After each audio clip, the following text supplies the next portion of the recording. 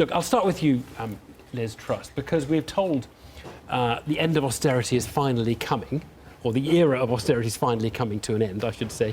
Haven't you rather oversold it there when we see, for everything apart from health, it's basically flatlining at a very low level for the next few years? If you look at where we've come from, we had the financial crash, we had a very tough period where we had high deficits, we had the risk of many people losing their jobs. Look at all the progress we've made. We're now at the turning point where debt is falling as a proportion of GDP.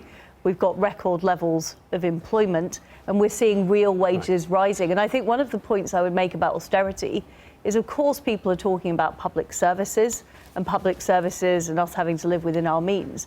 But they're also talking about their own household budgets, how they feel about whether they can afford to go on holiday this year. That is also what people are talking about, and I think that is important to recognise. No, I think that is correct, but I think a common used meaning of the phrase austerity is the squeeze on public spending. But we're addressing both issues with this budget, Evan. First of all, we're giving people a tax cut, and we're increasing the amount that families on universal credit get. So that's putting more money into families' pockets. Okay. Well, look, and we're also addressing where there are issues in public services. So I think when we talk about moving on to a new era, we're talking about growing the economy, cutting taxes, as well as talking about making sure public services are fully funded. Don't have too long. So I just want to push on here, because you said you're putting about £2 billion a year into universal credit. Is it correct that there are still £5 billion annual cuts in welfare to be felt over the next few years, with the squeeze on other benefits and the squeeze on the up ratings? We've made major changes in welfare, and those changes have been positive in the sense they've helped get people into work. Can you just answer that? Just try and answer that question. Is there another £5 billion of welfare cuts to come? Because you said there were going to be £12 billion in the 2015 election. We haven't had anything like £12 billion yet, but is there another £5 billion to come? But we've succeeded in getting people into work, and the best way of reducing your welfare budget is helping people to progress. You're not going to answer that question. No, but it is the best way. I will give you the answer to that question. And that's what we're doing. There is another £5 billion of cuts to come, so it's not cutting welfare there. You put in £400 million a year as a bonus. The Chancellor said this is to help the schools buy the little extras they need. That was the schools' bonus. That is smaller than the amount he announced for potholes.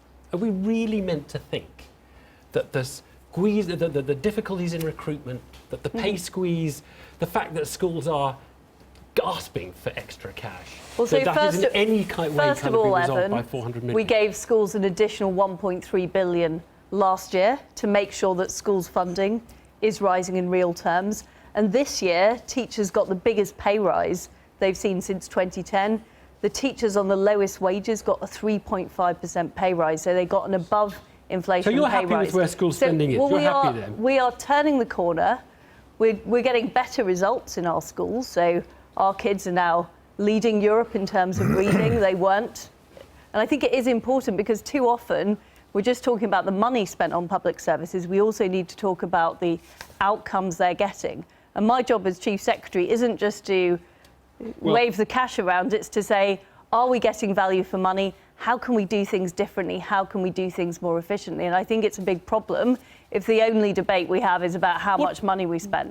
Well, yeah, but actually the money is, we've got to the point where money is quite important in most of these services. And we have acknowledged that, Evan, with this budget. With the 400 million that buys them football. No, and the 1.3 billion last year, which has gone directly to schools. OK.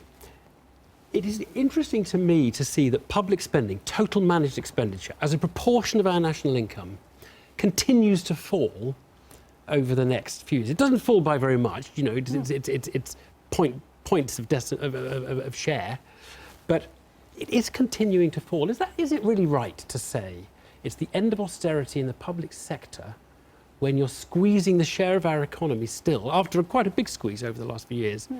Is that right? The most important thing is that we're growing the economy so we can help people feel personally what do you mean? they're getting on. The forecast of the economy for the next 5 years are all below 2%. We didn't really... That's the worst 5 years that anybody can remember. You're not growing the economy. At this budget, Evan, we've outperformed the forecasts.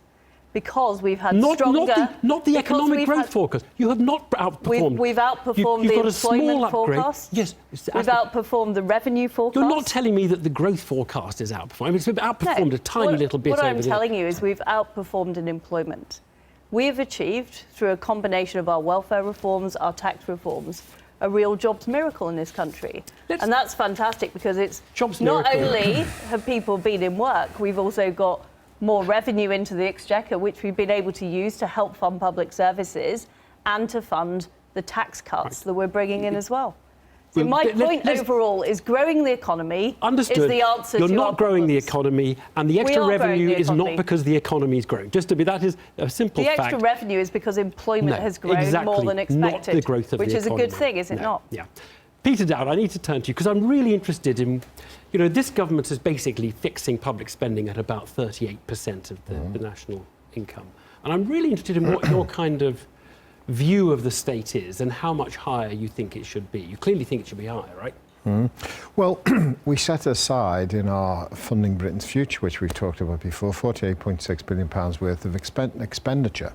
Let's call it 50, not to be too sort of yes, but yeah, 50 billion extra. So we talked about 50 billion extra, and that clearly will put the proportion of expenditure against GDP Just over up. 40. Yes. So we've been clear about that. We've been absolutely transparent about that. Is that enough, Peter Dowd? Because you want to change society. Your Chancellor wants to, reform capitalism. You're not going to do that with 2%, 3% Yes, but of GDP. but the interesting thing is the starting point of the general election last year was Labour coming in to, bust the myth that we are supposedly incompetent. And what we wanted to do is be absolutely clear, open, transparent as to what we would raise and where we would raise it. And that's what we've decided to do now. No, Peter Dowd. just a minute. Sorry, it's Peter No, Dowd. and the reality is, the only way that that's going to happen is, yes, to get economic growth and growth at 1.3% I'm a year. you whether you're lacking ambition. I mean, Polly Toynbee in tomorrow's Guardian writes, your tax proposals in the last election lacked radical, that were nothing like radical enough, because you did not propose to put a penny or two on the basic rate of income tax. You said you can get it all from taxes that no one pays, it's other people who pay. Now, and lots of experts said you were stretching really the costings there. Shouldn't you be saying you want a bigger rise? You want to change the shape of the state? It should be 45%, or it should be somewhere where the French or the Swedes or other people are. Well, look, the point is with these things, you have to start somewhere, and we set aside that £50 billion worth of expenditure. So that but is it's it, not. is it? But just a minute. But it's not just about that. It's also about substantive growth, sustainable growth in the economy, and investment. So if you've got a situation where you do want to actually have more public spending to get away from austerity, you have to grow the economy. And a 1.3%, You're sounding like Liz Truss no, now. but a 1.3% or a 1.4% growth, 1.5% growth isn't enough. You've got to grow it. You've got to get productivity levels up. So it isn't just about expenditure, because Labour is always accused about just expending. No, well, that's the get out of jail card you both want to have. Look, I want to ask you just one last, very specific one, Peter Dowd, which is about universal credit, because no one seems quite clear whether your plan is to scrap universal credit or consult broadly